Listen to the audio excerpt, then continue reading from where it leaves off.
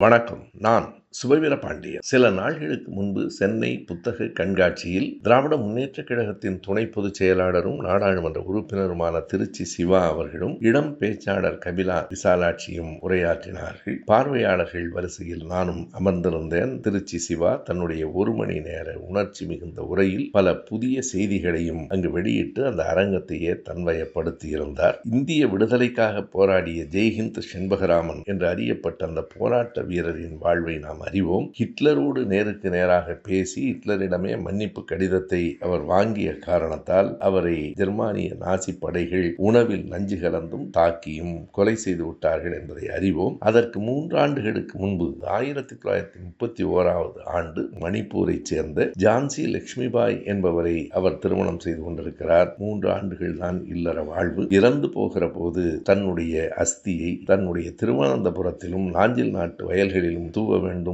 என்று அவர் தன் இறுதி விருப்பத்தை வெளிப்படுத்தி இருக்கிறார். பல்வேறு துயரங்களை தாங்கிக் கொண்டு அங்கே இருந்து தப்பி வந்து 32 ஆண்டுகளுக்கு பிறகு 1966 ஆண்டு லட்சுமிபாய் அந்த விருப்பத்தை நிறைவேற்றி இருக்கிறார் என்னும் செய்தி நான் உட்பட பலருக்கும் புதிதாக இருந்தது.